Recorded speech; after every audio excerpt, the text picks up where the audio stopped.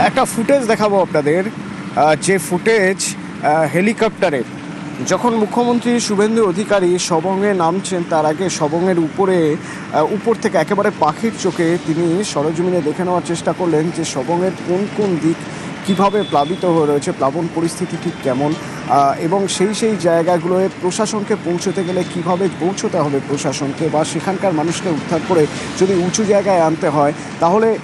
কাছাকাছি কোন কোন জায়গায় ত্রাণ শিবির খোলা যেতে পারে, এই সব কিছুই নির্ভর করে যদি পুরোপুরি জরিপ করে নেওয়া যায় সেই জায়গাটা। এবং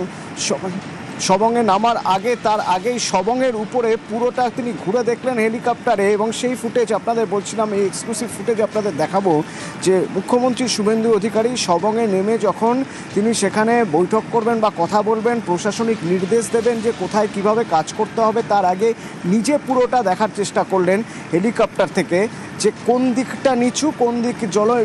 জলের তলায়, প্লাবন পরিস্থিতি কোন দিকে, তার কাছাকাছি কোন জায়গায় দ্রুত পৌঁছে সেখান থেকে ত্রাণের ব্যবস্থা করা যায়, এবং সেখানে উঁচু জায়গায় সরিয়ে আনার জন্য কী কী করা যেতে পারে, প্লাবন পরিস্থিতি ঠিক কোন জায়গায় কপালেশ্বরী, কেলেঘাই বা সুবর্ণরেখার জন্য সেই জায়গাগুলোয় কিভাবে কাজ করা যেতে পারে। হয়তো বৃহত্তর পরিস্থিতিতে কাজ করতে হবে, এত দ্রুত সে সমাধান হবে না, তবু তার আগে একবার জরিপ করে নেওয়া প্রয়োজন। আমরা যে ছবি দেখছি হেলিকপ্টারের ভিতর থেকে, যখন মুখ্যমন্ত্রী শুভেন্দু অধিকারী দেখে নিচ্ছেন সবংকে, আকাশ পথে দেখে নিচ্ছেন, আমার সঙ্গে ভেঙ্কটেশ্বর রয়েছেন। ভেঙ্কটেশ্বর,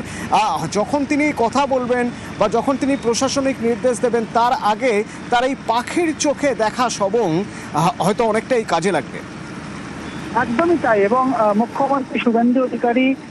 বিডি অফিসে যে পর্যালোচনা বৈঠক, সেই বৈঠক করার আগে তিনি আকাশপথ থেকে গোটা পশ্চিম মেদিনীপুর সবংয়ের বিস্তীর্ণ এলাকা তিনি দেখলেন কোথায় কত জল জমে রয়েছে, জল আদৌ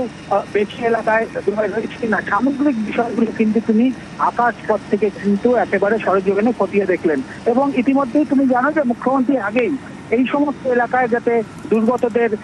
বিপজ্জনক এলাকা থেকে অন্যত্র সরিয়ে আনা যায়, ত্রাণ সামগ্রী যাতে সঠিকভাবে প্রত্যেকের হাতে পৌঁছায়, এই সামগ্রিক বিষয়গুলো নিয়ে কিন্তু তিনি আগেই প্রশাসনকে নির্দেশ দিয়েছিলেন, এবং মন্ত্রী এবং নেতাদেরও তিনি কিন্তু নির্দেশ দিয়েছিলেন যাতে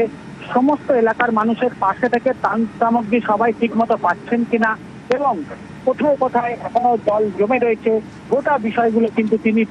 তদারকি করার নির্দেশ দিয়েছিলেন। আর আজ মুখ্যমন্ত্রী একেবারে সবংয়ে এসে তিনি একদিকে যেমন প্রশাসনিক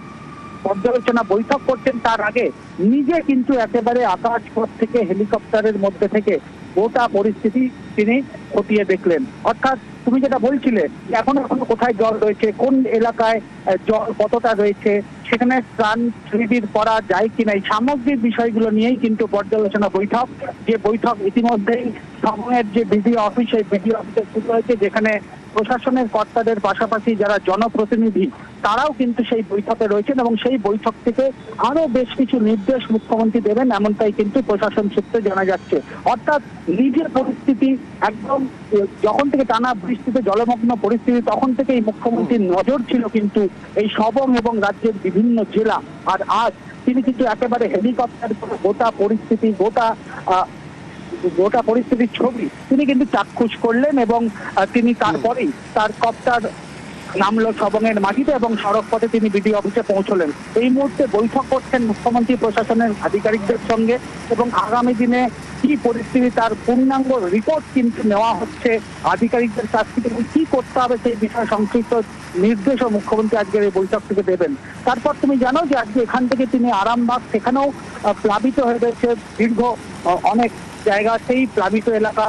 সেখানেও কিন্তু যাবেন মুখ্যমন্ত্রী শুভেন্দু অধিকারী। অর্থাৎ একটা বিষয় খুব স্পষ্ট, তা হলো তুমি আরামবাগের কথা বলছিলে, আরামবাগের ক্ষেত্রেও যেরকম দ্বারকেশ্বর মুন্ডেশ্বরী রয়েছে, ঠিক তেমনই এখানেও যদি আমি দেখি, এখানে এই কপালেশ্বরী, কেলেঘাই এবং সুবর্ণরেখা একটা দীর্ঘমেয়াদী পরিকল্পনার বিষয় এখানে থেকে যাচ্ছে। যে দীর্ঘমেয়াদী পরিকল্পনা না নিলে হয়তো ভবিষ্যতেও এইরকম পরিস্থিতি থেকেই যাবে, যা একদিনে সমাধান হবে না, তা দেখার জন্য আগে থেকেই উপর থেকে তিনি দেখে নিতে চাইলেন বা বুঝে নিতে চাইলেন যে এই পরিস্থিতি মোকাবিলা করতে কি করতে হবে। ড্রেজিং প্রয়োজন, সেই ড্রেজিং কিভাবে হবে, ধাপে ধাপে হবে, কোন জায়গায় হবে, কোন জায়গায় সবচেয়ে বেশি আগে ড্রেজিং প্রয়োজন নদীতে, সেই সব বিষয়গুলো যখন তিনি আলোচনা করবেন তখন হয়তো তার এই আকাশ পথে পুরো পরিস্থিতি দেখে নেওয়াটা সত্যি অনেকটা কাজে লাগবে।